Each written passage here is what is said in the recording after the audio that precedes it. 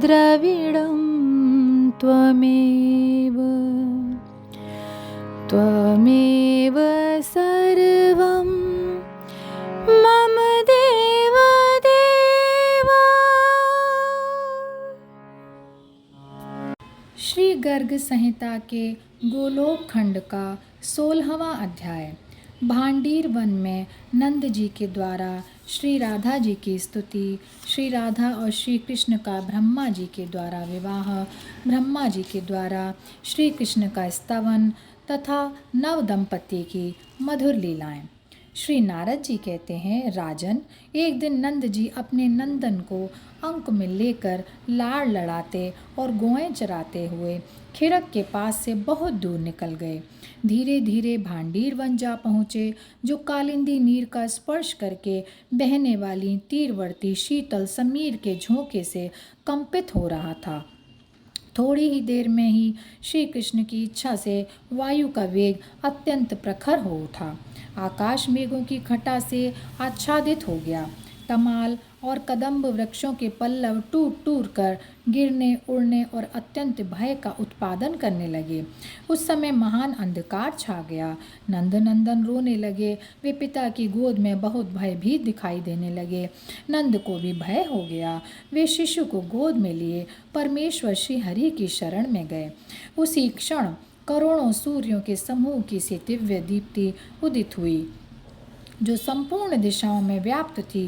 वह क्रमशः निकट आती सी जान पड़ी। उस दीप्ति राशि के भीतर 9 नंदों के राजा ने वृषभानु नंदिनी श्री राधा को देखा। वे करोड़ों चंद्र मंडलों की कांति धारण किए हुई थीं। उनके श्री अंगों पर आदि वर्ण नील रंग के सुंदर वस्त्र शोभा पा रहे थे। चरण प्रांत में मज्जीरों की धीर ध्वनि से युक्त नूपुरों का अत्यंत मधुर शब्द हो रहा था। उस शब्द में कांची कलाप और कंकणों की झनकार भी मिली हुई थी। रत्नमय हार, मुद्रिका और बाजूबंदों की प्रभा से वे और भी उद्वासित हो रही थीं। नाक में मोती की बुलाक और नक बेसर की अपूर्व शोभा हो रही थी। कंठ में कंठा, सीमंत पर चूड़ामणि और कानों में कुंडल झलमला रहे थे। श्री राधा जी के दिव्य तेज से अभिभूत हो नंद ने तत्काल उनके सामने मस्तक झुकाया और हाथ जोड़कर कहा, राधे, ये साक्षात पुरुषोत्तम हैं और तुम इनकी मुख्य प्राण वल्लभा हो। यह गुप्त रहस्य मैं गर्ग जी के मुख से सुनकर जानता हूँ। राधे, अपने प्राणनाथ को मेरे अंग से ले लो। ये बादलों की गर्जना से डर गए हैं। इन्होंने लीलावश यहाँ प्रकृति के गुणों को स्वीकार किया है, इसलिए इनके विषय में इस प्रकार भयभीत होने की बात कही गई है। देवी, मैं तुम्हें नमस्कार करता हूँ। तुम इस भूतल पर मेरी यथेष्ट रक्षा करो। तुमने कृपा करके ही मुझे दर्शन दिया है। वास्तव में तो तुम सब लोगों के लिए दुर्लभ हो। श्री राधा ने कहा, नंद जी, तुम ठीक कहते हो। मेरा दर्शन दुर्लभ ही है। आज तुम्हारे भक्ति भाव से प्रसन्न होकर ही मैंने तुम्हें दर्शन दिया है। श्री नंद बोले, देवी, यदि वास्तव में तुम मुझ पर प्रसन्न हो तो तुम दोनों प्रिया प्रियतम के चरणार विंदों में मेरी सुदृढ़ भक्ति बनी रहे। साथ ही तुम्हारी भक्ति से भरपूर साधु संतों का संग मुझे सदा मिलता रहे।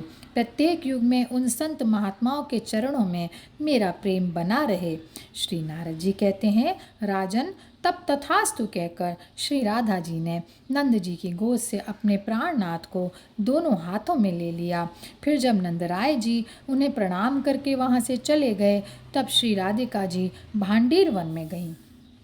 पहले गोलोक धाम से जो पृथ्वी देवी इस भूतल पर उतरी थीं, वे उस समय अपना दिव्य रूप धारण करके प्रकट हुई। उक्त धाम में जिस तरह पद्मराग मणि से जटित स्वर्णमयी भूमि शोभा पाती है, उसी तरह इस भूतल पर भी ब्रजमंडल में उस दिव्य भूमि का तत्क्षण अपने संपूर्ण रूप से आविर्भाव हो गया। वृंदावन कामपूरक दिव्य वृक्षों के साथ अपना दिव्य रूप धारण करके शोभा पाने लगा।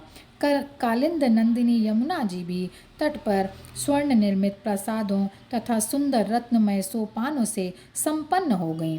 गोवर्धन पर्वत रत्नमयी शिलाओं से परिपूर्ण हो गया। उसके स्वर्णमय शिखर सब ओर से उद्वासित होने लगे। राजन, मत वाले भ्रमरों तथा झरनों से सुशोभित कंदराओं द्वारा वह पर्वतराज अत्यंत ऊंचे अंग वाले गजराज की भांति सुशोभित हो रहा था। उस समय वृंदावन के निकुंज ने भी अपना दिव्य रूप प्रकट किया। उसमें सभा भवन, प्राणंग तथा दिव्य मंडप शोभा पाने लगे। वसंत ऋतु की सारी मधुरिमा वहाँ अभिव्यक्त हो गई। मधुपों, मयूरों, कपोतों तथा कोकिलों के कलरव सुनाई देने लगे। निकुंजवर्ती दिव्य मंडपों के शिखर स्वर्ण रत्नादि से खचित कलशों से अलंकृत थे। सब ओर फहराती हुई पताकाएं उनकी शोभा बढ़ाती थीं। वहाँ एक सुंदर सरोवर प्रकट हुआ, जहाँ स्वर्णमय सुंदर सरोज खिले हुए थे और उन सरोजों पर बैठी हुई मधुपावलियाँ उनके मधुर मकरंद का पान कर रही थीं। दिव्य धाम की शोभा का अवतरण होते ही साक्षात पुरुषोत्तमोत्तम घनश्याम भगवान श्री कृष्ण किशोरावस्था के अनुरूप दिव्य देह धारण करके श्री राधा के सम्मुख खड़े हो गए। उनके श्री अंगों पर पीताम्बर शोभा पा रहा था। कौस्तुभ मणि से विभूषित हो हाथ में वंशी धारण किए वे नंद नंदन राशि राशि मनमथों कामदेवों को मोहित करने लगे। उन्होंने हंसते हुए प्रियतमा का हाथ अपने हाथ में थाम लिया और उनके साथ विवाह मंडप में प्रविष्ट हुए। उस मंडप में विवाह की सब सामग्री संग्रह करके रखी गई थी। मेखला, कुशा, सप्तमृत्तिका और जल से भरे कलश आदि उस मंडप की शोभा बढ़ा रहे थे। वहीं एक श्रेष्ठ सिंहासन प्रकट हुआ, जिस पर वे दोनों प्रिया प्रियतम एक दूसरे से सटकर विराजित हो गए और अपनी दिव्य शोभा का प्रसार करने लगे। वे दोनों एक दूसरे से मीठी मीठी बातें करते हुए मेघ और विद्युत की भांति अपनी प्रभा से उद्दीप्त हो रहे थे। उसी समय देवताओं में श्रेष्ठ विधाता भगवान ब्रह्मा आकाश से उतरकर परमात्मा श्री कृष्ण के सम्मुख आए और उन दोनों के चरणों में प्रणाम करके हाथ जोड़ कमनीय वाणी द्वारा चारों मुखों से मनोहर स्तुति करने लगे। श्री ब्रह्मा जी बोले, प्रभो, आप सबके आदि कारण हैं, किंतु आपका कोई आदि अंत नहीं है। आप समस्त पुरुषोत्तमों में उत्तम हैं, अपने भक्तों पर सदा वात्सल्य भाव रखने वाले और श्री कृष्ण नाम से विख्यात हैं। अगणित ब्रह्मांडों के पालक पति हैं। ऐसे आप परात्पर प्रभु राधा प्राण वल्लभ श्री कृष्ण चंद्र की मैं शरण लेता हूँ। आप गोलोक धाम के अधिनाथ हैं। आपकी लीलाओं का कहीं अंत नहीं है। आपके साथ ये लीलावती श्री राधा अपने लोक नित्य धाम में ललित लीलाएं किया करती हैं। जब आप ही वैकुंठनाथ के रूप में विराजमान होते हैं, तब ये वृषभानु नंदिनी ही लक्ष्मी रूप से आपके साथ सुशोभित होती हैं। जब आप श्री रामचंद्र जी के रूप में भूतल पर अवतीर्ण होते हैं, तब ये जनक नंदिनी सीता के रूप में आपका सेवन करती हैं। आप श्री विष्णु हैं और ये कमल वनवासिनी कमला हैं। जब आप यज्ञ पुरुष का अवतार धारण करते हैं, तब ये श्री जी आपके साथ दक्षिणा रूप में निवास करती हैं। आप पति शिरोमणि हैं तो ये पत्नियों में प्रधान हैं। आप नृस्य हैं तो ये आपके हृदय में रमा रूप से निवास करती हैं। आप ही नर नारायण रूप से रहकर तपस्या करते हैं। उस समय आपके साथ ये परम शांति के रूप में विराजमान होती हैं। आप जहाँ जिस रूप में रहते हैं, वहाँ तदनुरूप देह धारण करके ये छाया की भांति आपके साथ रहती हैं। आप ब्रह्म हैं और ये तटस्था प्रकृति। आप जब काल रूप से स्थित होते हैं, तब इन्हें प्रधान प्रकृति के रूप में जाना जाता है। जब आप जगत के अंकुर महान महतत्व रूप में स्थित होते हैं, तब ये श्री राधा सगुणा माया रूप से स्थित होती हैं। जब आप मन, बुद्धि, चित्त और अहंकार इन चारों अंतःकरणों के साथ अंतरात्मा रूप से स्थित होते हैं, तब ये श्री राधा लक्षणावृत्ति के रूप में विराजमान होती हैं। जब आप विराट रूप धारण करते हैं, तब ये अखिल भूमंडल में धारणा कहलाती हैं। पुरुषोत्तमोत्तम, आपका ही श्याम और गौर द्विविध तेज सर्वत्र विदित है। आप गोलोक धाम के अधिपति परात्पर परमेश्वर हैं। मैं आपकी शरण लेता हूँ।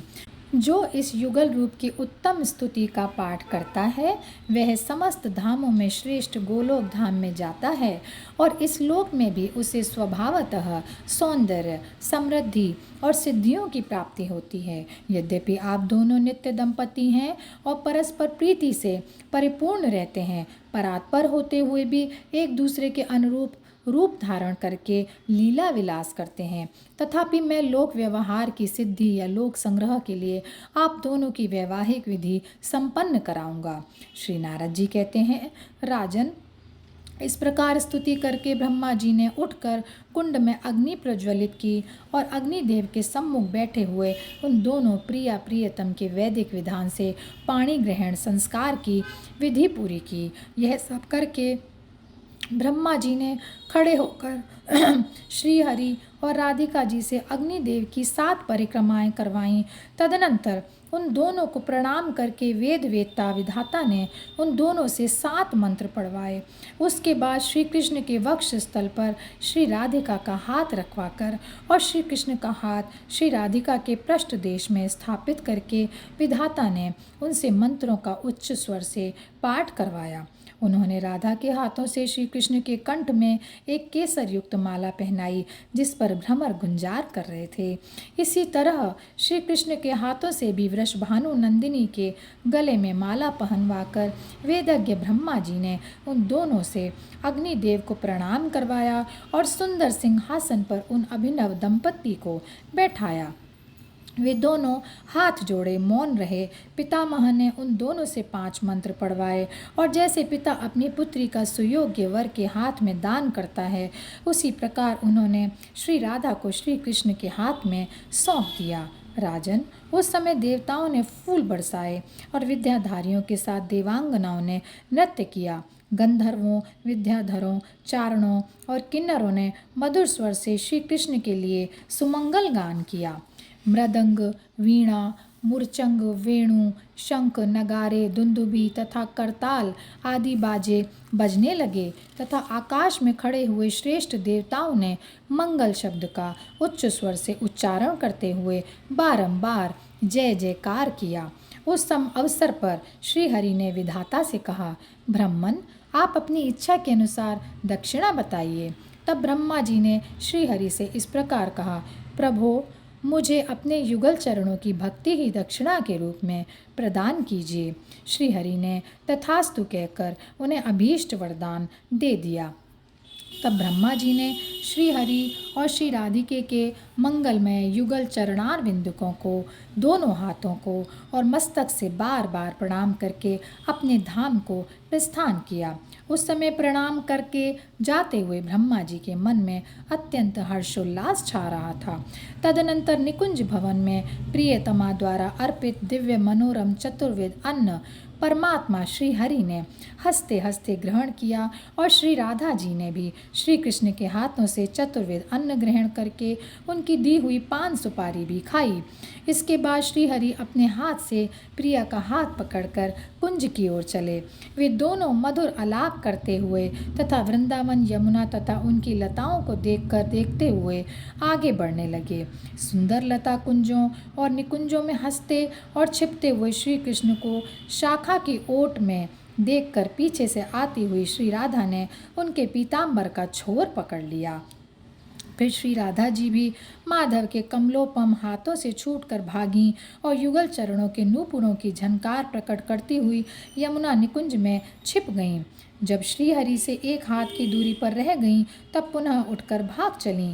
तैसे तमाल सुनहरी लता से और मेघ चपला से सुशोभित होता है तथा तैसे नीलम का महान पर्वत स्वर्णांकित कसौटी से शोभा पाता है, उसी प्रकार रमणी श्री राधा से नंद नंदन श्री कृष्ण सुशोभित हो रहे थे। रास रंगस्थली के निर्जन प्रदेश में पहुंचकर श्री हरि ने श्री राधा के साथ रास का रस लेते हुए लीला रमण किया। भ्रमरों और मयूरों के कल कूजन से मुखरित लताओं वाले वृंदावन में वे दूसरे कामदेव की भांति विचर रहे थे। परमात्मा श्री कृष्ण हरि ने जहाँ मतवाले भ्रमर गुंजारव करते थे, बहुत से झरने तथा सरोवर जिनकी शोभा बढ़ाते थे और जिनमें दीप्तिमती लता वल्लरियाँ प्रकाश फैलाती थीं, गोवर्धन की उन कंदराओं में श्री राधा के साथ नृत्य किया।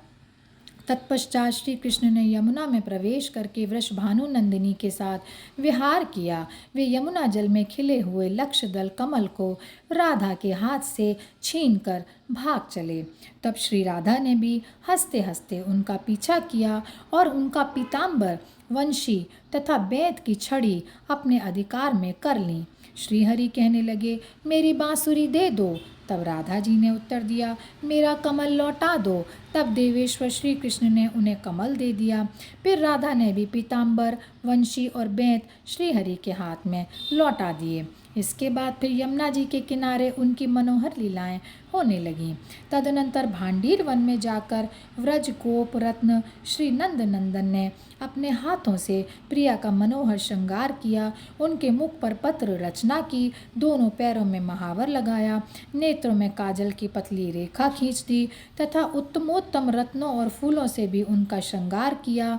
इसके बाद जब श्री राधा भी श्री हरि को श्रृंगार धारण कराने के लिए उद्यत हुई, उसी समय श्री कृष्ण अपने किशोर रूप को त्याग कर छोटे से बालक बन गए।